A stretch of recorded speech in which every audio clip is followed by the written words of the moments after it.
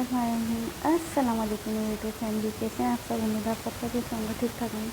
आज आपके साथ कड़क चाय की रेसिपी शेयर कर रही हूँ, जो पीने में तो मज़ेदार होगी, लेकिन इससे आपका सर का दर्द, नज़ला, ज़ुकाम जो हो रहा होगा इंशाअल्लाह वो भी सही हो जाएगा। ये मेरी खाला जान ने मुझे बताया था।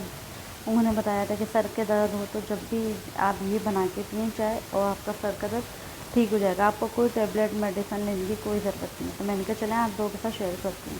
चाय तो हर कोई बनाता है, लेकिन चाय को थोड़ा सा अलग करके बनाते हैं हम। चलें ऐसी को शुरू करते हैं।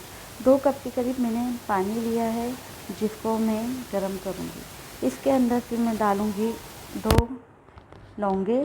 ठीक है, आप लोग चाय ज़्यादा बना रहे हैं तो उसकी क्वांटिटी हर चीज़ की ज़्यादा कर लीजिएगा। ठीक है, अब चाय के अंदर 2 हरी इलायची डालेंगे। अच्छी तरीके से इस पानी को बॉयल होने देंगे।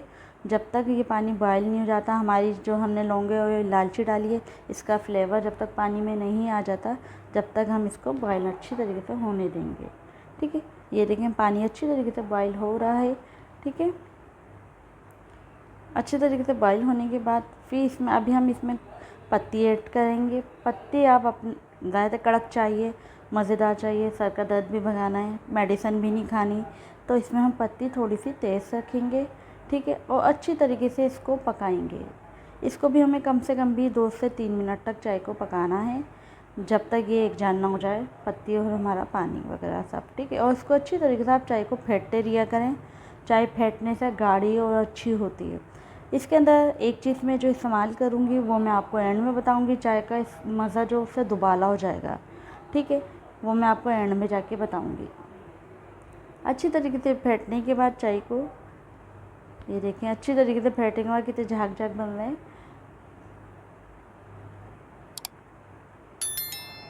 चाय हमारी बहुत अच्छी तरीके से, इतनी प्यारी खुशबू आ रही है, मैं आपको क्या बताऊँ। अब इसमें हम दूध ऐड कर देंगे। कम से कम मैंने 1 कप के करीब दूध ऐड करा है इसके अंदर। ठीक है, इसको भी हम अच्छी तरीके से पकने देंगे। अच्छा, चीनी जो मैंने डाली है 2 चम्मच डाली थी। ठीक है, तो चीनी मैंने कावे में डाली थी, अब मैंने डाली, मैं भूल गया आप लोगों को बताना ना। तो चीनी जब भी डालें ना, अपने टेस्ट के मुताबिक डालिएगा। और ना चीनी का भी कच्चापन होता है, पानी छोड़ती है, तो वो दूध के साथ नहीं डालिएगा, आप कावे के अंदर ही चीनी डालिएगा। पत्ती डालने के बाद मैंने पकाई थी, पकाने के बाद फिर मैंने उसमें चीनी ऐड करी थी 2 चम्मच। अब इसमें मैं मिल्क पाउडर ऐड करूँगी 1 चम्मच के करीब।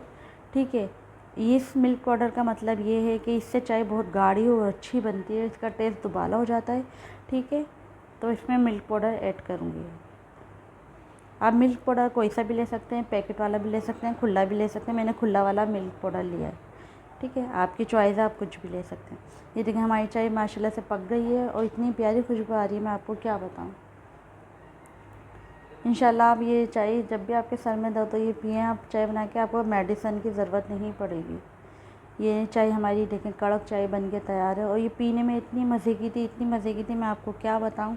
आप ज़रूर मेरी तरीके से मेरी रेसिपी को फॉलो करते चलिएगा, जैसे जैसे मैंने बताया है। इंशाल्लाह आपको मज़ा आने वाला है। मिलेंगे नेक्स्ट रेसिपी में इंशाल्लाह। दुआओं में याद रखिएगा मुझे, मेरी फैमिली को। ठीक है, और दुआ करेंगे मेरा मोबाइल भी जल्दी से सही हो जाएगा, मैं रोज़ रेसिपी डाल सकूँ। आजकल रोज़ रेसिपियाँ नहीं आती, मोबाइल मेरा ख़राब हो रहा है, तो आप लोग से दुआ है कि बस मेरा मोबाइल सही हो जाए, तो मैं रोज़ रेसिपियाँ डाल लूँ। चलिए मिलते हैं नेक्स्ट रेसिपी में। ओके, अल्लाह हाफ़िज़, टेक केयर, बाय।